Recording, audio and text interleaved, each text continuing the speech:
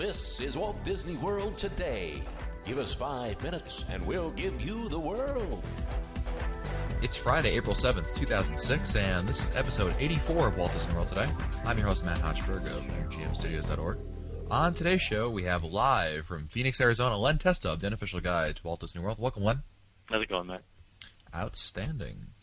We also have Mr. Horizons himself, Mike Newell of MousePlanet.com. Welcome, Mike. I was hoping you were going to me.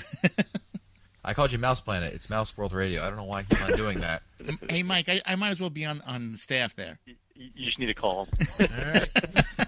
This is just scope. I think that might be easier than getting Matt to figure out where you actually belong. Get Mark on the phone. Let's set this up. Yeah. There we go. And rounding out our panel is Mike Scopa of MousePlanet.com. Welcome, Mike. It's time to get serious. We're locking autopilot on homing signal now. Hang on. I'm tracking a big dino on the scope. Could be ours. Computer, full stop. Identify. I'm scared already just listening to that. No, really. My palms are sweaty. That promo was brought to you by a generous grant from the McDonald's Corporation. That's correct. Well, on today's show, as you might have thought based on Scopa's intro, we're discussing touring plans for Animal Kingdom. As of the broadcast date of this podcast, April 7th, Disney's Animal Kingdom will officially open Expedition Everest, which has been in soft opening for a few months now. And Len Testa has had his monkeys, as some of our listeners have called them, all around the parks to analyze crowd movements. And Len is here with his recommendations for touring Animal Kingdom with emphasis on Expedition Everest. And Len, you kind of went through a few different plans before you got to this one, because it's not as easy as you might think to plan out an ideal touring plan of Animal Kingdom. Is that right? That's right, man. We had tried to envision all the different ways in which Expedition Everest might impact the traffic flow through the Animal Kingdom, and we envisioned 3 scenarios. One was where it was slightly less popular than Kilimanjaro Safaris. One was where Everest was roughly the equivalent of Kilimanjaro Safaris, and one was the scenario where it was way more popular than Kilimanjaro Safaris. And the interesting thing about those is each of those 3 assumptions led to 3 vastly different touring plans, and we ended up testing for 2 weeks in March all 3 different versions of the touring plans to see which one was the most effective. And so the first one we tried, where Everest was less popular than Kilimanjaro Safaris, would have given you a tour that started in Africa and rotated clockwise. It's very similar to what the touring plan in the Unofficial Guide is without Everest. It turns out that doesn't work very, very well. The second assumption, where we said, well, Safaris and Everest are going to be roughly equivalent, would actually have you starting in Asia and rotating counterclockwise. I actually mentioned this on a previous show that as of January, this was probably the best thinking that we had around the touring plan. Well, it turns out that with larger crowds, that doesn't work well either.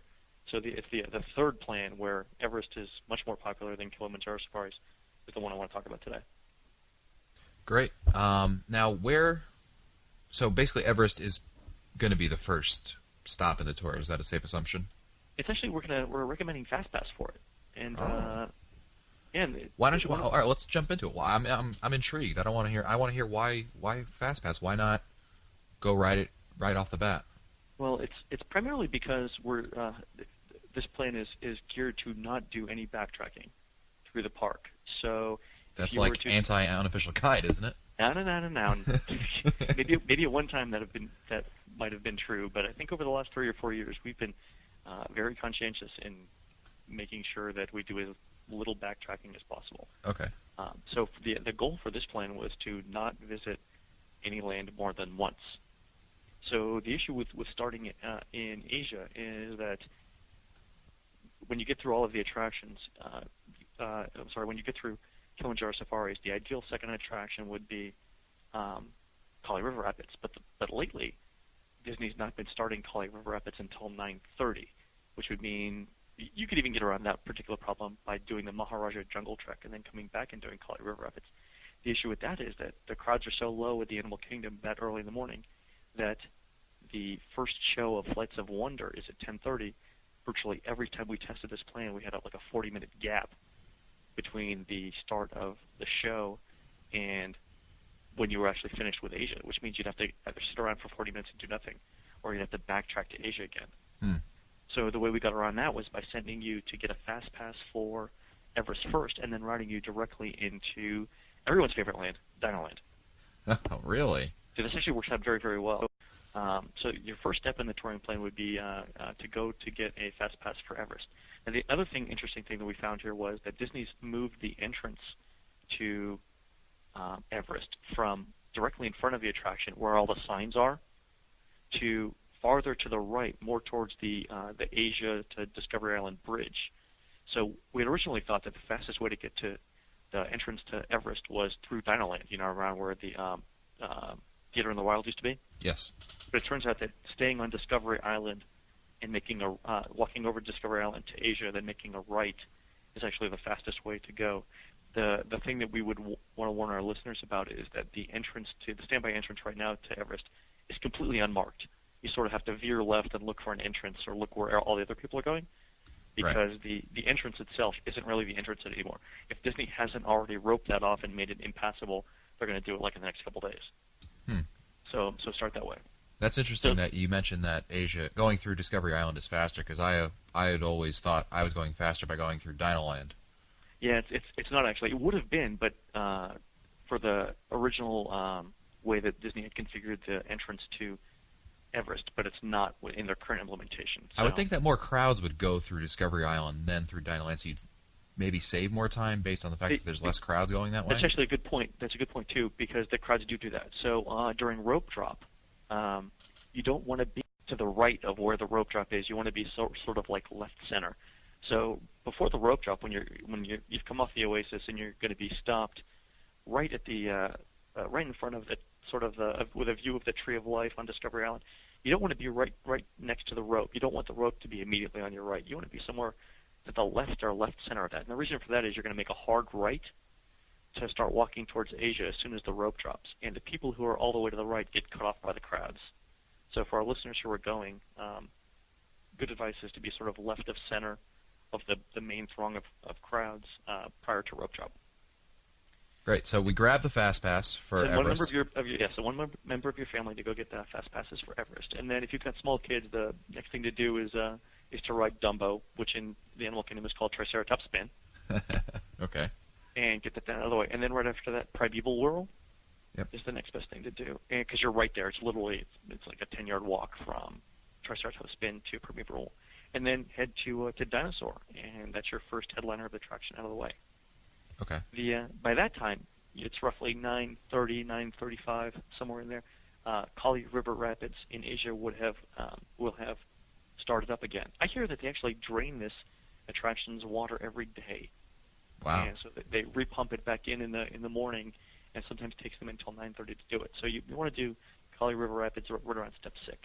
What about quick question for you? I hate Sure. to interrupt you, but you mentioned a couple of attractions, and one of them, Kali River Rapids. I know my girlfriend will not go on there if she was on fire, she wouldn't go on that ride because of how wet you get. Mm-hmm. And then you've got the Dinoland attractions, and you kind of hinted at the coolness factor or lack thereof of like of just one or two. Right, just a couple. So what happens if you're not? I mean, does this touring plan kind of contingent upon you riding everything? Is that really what we're talking about here? No, you can definitely skip Triceratops Spin. This is a comprehensive touring plan. If you haven't been to the Animal Kingdom before, or if you want a comprehensive touring plan, this is going to do it. Feel free to skip anything you want. I think the things that most readers are going to want to skip, if they don't have small children, they'll want to skip Triceratops Spin. I think most readers are going to want to do Kali River Rapids. You'll definitely get wet, though. A poncho or a plastic bag is certainly advised. We actually accept a touring plan. I mean, it's not. We're not talking Splash Mountain wet. I mean, we're talking like you're talking you can get soaked with a hose. Yeah. Right? Yeah, definitely. The alternative to Kali is to do it last in the day. And if you wanted to skip Kali River Rapids in step 6, you could substitute the Maharaja Jungle Trek instead. Absolutely fine there. One thing we have noticed with Maharaja being so early in the day here is that there's virtually no one in front of you between you and the windows. Everyone's either on safari or doing Everest. So we've got these incredible photos that our researchers took, and there's literally no one else in the lines to see these things at Maharaja Jungle Trek. All right, so let's move on from Kali River Rapids, and we're moving on to after Kali, you would do Flights of Wonder. Now, here's the interesting thing about Flights of Wonder. The first show is generally around 10:30 in the morning. So this puts you in perfect position. You'll get there about 10 minutes beforehand. You'll get a good seat up front to see all the birds.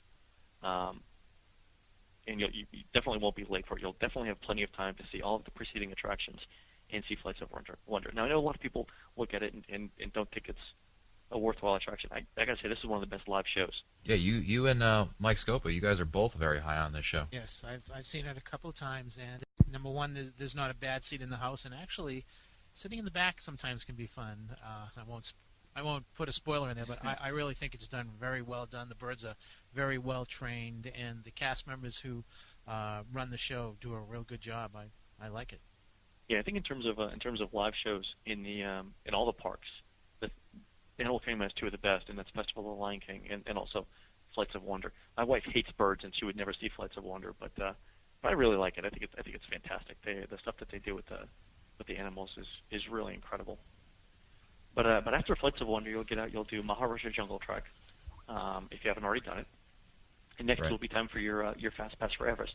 Now, occasionally during slower times of the year, your Fast Pass time for Everest may have actually passed. That's okay. Disney rarely enforces the expiration time for Fast Passes. You have almost no chance of being denied entrance for Everest. Not a big deal there. Yeah, I saw that. I had seen this touring plan before we started this doing this podcast this evening. I found that kind of interesting. It's true. They're very, very adamant about not letting you in before your Fast Pass time is, but they really could care less if you show up later. Yeah, I mean, for you to be denied entrance on an expired Fast Pass, one of two things has to happen. There has to be something really wrong with the ride, where the queue is so long that they know that they can't handle all of the guests in line, or you just have to hit a cast member on a bad day, in which case you could just wait half an hour until another one comes in and try and get in again. And I doubt seriously you would be denied entrance twice in a row. I don't think that's probably like a 1 in 1,000, literally like a 1 in 1,000 chance of happening. Okay. After that, you're done with Dinoland and you're done with Asia, and so it's if you visualize the way the park looks, you're essentially going counterclockwise. Your next stop is over in Africa, and we're advising you to get a Fast Pass for Kilimanjaro Safari, and then grab some lunch. Now, of course, the closest place to Kilimanjaro Safari in Africa is, for lunch, Tusker House? Tusker House, right. And I like Tusker House. I like Flame Tree Barbecue a little bit better. I really do like Tusker House, though. I like the ambiance. I like the decorations on the wall. Food selection's very good. I love the food over there. Yeah, it's sort of like breakfast is really good. Yeah. It's sort of like an upscale Boston Market, and I like Boston Market, which is why I make the comparison. Mm-hmm. Foods of similar quality, similar portion sizes, maybe a little bit larger. They've got the same sort of rotisserie chicken, green bean thing which reminds me of Boston Market. So, Newell, have you ever eaten there? Not that I can recall. Yeah, the good thing about breakfast there too, by the way, if you wanted to stop up for breakfast on another day, is they've got pastries the size of your head, which is really, you can't go wrong with that. We like that. So it really anything sort of pastry-ish, that, again, size of your head, it's tough to go wrong. After lunch, oh, by the way, if your kids aren't up for Tusker House, I think Pizza Safari is only a short walk away in Camp Mini Mickey. It is a little bit backtracking then. If you're doing it to make your kids happy, it's not much of a walk, and you wouldn't worry about it. The next thing I would say after lunch, step 12 in the plan, is to take the Wildlife Express train to Rafiki's Planet Watch or Conservation Station, or whatever the heck they're calling it these days. Right. Tour Conservation Station, see the exhibits. We actually put in the touring plan, note the writing on the bathroom walls. So even if you don't have to go. And then take the train back to Africa. From there, you're going to want to walk the Pinjani Forest Exploration Trail with the baboons and the apes and everything, which is very, very cool. You actually get off the train and see there'll be signs directing you to the entrance of the trail. From there, it should be time for your Fast Pass for Kilimanjaro Safaris. Definitely go ahead and do the safari. Then again, if your Fast Pass time has already passed a little bit, Disney's not going to enforce the expiration time on that. No big deal. And I think then you're done with Africa. So continuing our counterclockwise tour, you'll end up in Camp Mini Mickey. So if you're walking from Africa to Camp Mini Mickey, Going counterclockwise around Discovery Island, you're keeping the Tree of Life on your left. Look for the marked entrance to Camp Minimickey. And there you want to check the daily entertainment guide for the next showtimes of Festival of the Lion King and Pocahontas and her Forest Friends. And you want to see those in the best order possible there. Also, you want to definitely check out some of the characters in Camp Minimickey. By this time of the day, I think this place should be relatively uncrowded. Have you guys seen Pocahontas recently? Yeah. Not recently. So, yeah, I saw Festival of the Lion King back in March. Really, really liked it. Then I went in for Festival of the Lion King, and I will give the girl who was Pocahontas, I'll give her credit. She's out there all alone on the stage by herself. She's got to do all the singing, the dancing, there's not much dancing, but she's got to do the animal interactions. I give her props. She's a talented girl. The material they give her to work with, here's what I noticed. Where you're sitting, you can't reach out and grab like tree limbs or anything, because if you could, you would stick them in your eye to get out of the theater. It'd be like, oh, I gotta hit myself in the head to get out of here. The material they give her to work. She's a talented girl, sings, dance, trained animals, all good. Just the material they're giving her to work with is just so incredibly terrible that you would want to hit yourself in the head with the nearest piece of wood you could find. Wow.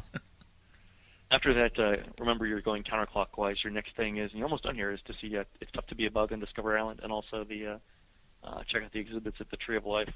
Again, what about go ahead. The parade? Don't really love the parade. It's not included in the plan. If you wanted to do it, this would be roughly the time to do it. I don't really love the parade. But again, I'm not a huge fan of the. You're not a fan of the afternoon parades? Yeah, the in general. daytime parades in any park.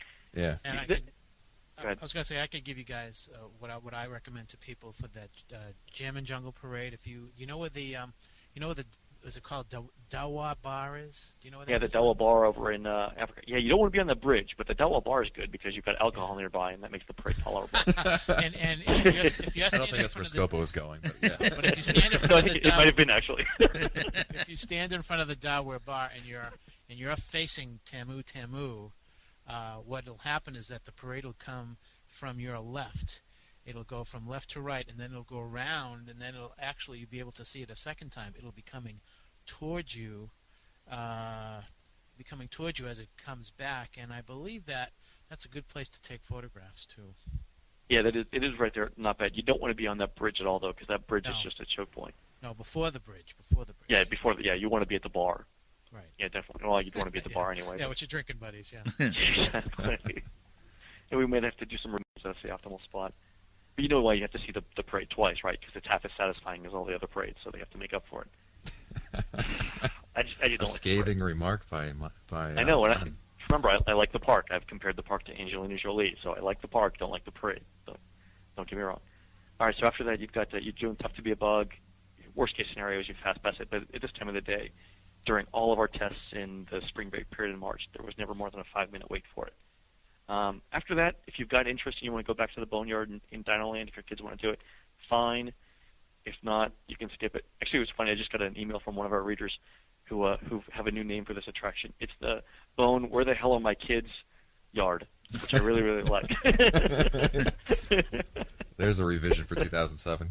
Exactly. I'm going to put that on the website. After that, shop, snack, or repeat any attractions you especially enjoyed. Remember, we had a listener from our question show on Wednesday who suggested now would be a good time to rewrite Everest. Yep, Jeff from Jeff, right. Jeff, this was Jeff's advice. Perfect timing. If you want to do take up Jeff on his suggestion and ride Everest a few times again, perfect time to do it right then, and then you're done for the day. I'm sure Jeff would also appreciate a plug for his Meandering Mouse podcast. Can we do that? Yeah, there you go. There it was, Jeff. There you go, Jeff. Thanks for the suggestion. Yeah, it is a good idea, and this plan works out perfectly for that. I wanted to quickly ask you, Len, if you're interested in going to Animal Kingdom, and I don't know why, but if you were interested, and your goal is to really ride Everest a lot more than anything, what's some of your advice besides really early in the morning and Jeff's advice of rewriting that last hour that the park's open? Well, there are a couple things you can do. One is to definitely get a fast pass first, and then when you get out of the line, if you ask a Disney cast member standing at the end of the standby line, they've got single rider tickets. The way single rider is implemented on Everest is kind of interesting. You go in the same line as the fast pass people, but the FastPass people stand on the left, and you stand on the right of the queue. And the single rider line eventually branches off from the FastPass people, and you go that way. But you're actually in the FastPass line. The single rider line must have been some sort of afterthought for the Imagineers. Like, oh, by the way, we need to come up with a single rider line. So they've actually using the same FastPass line, and it's just where you're standing, left or right in the line, tells you whether you're FastPass or single rider. That or they ran out of money and they couldn't do a third queue, one or the other. And this touring plan, of course, that Len's talking about, I hope you don't have to write this all down, because the touring plan is available right now on touringplans.com. And if you're interested in signing up for touringplans.com to help you plan your next trip, because Len has about, how many touring plans you guys up to over there? Somewhere between 85 and 90 different touring plans. I mean, they literally have a touring plan for any possible scenario you can come up with. And, we have cheat sheets that tell you the best times to visit every attraction in case you wanted to customize the plans. And there's also, it costs money, but there's a special discount we have for our listeners, right?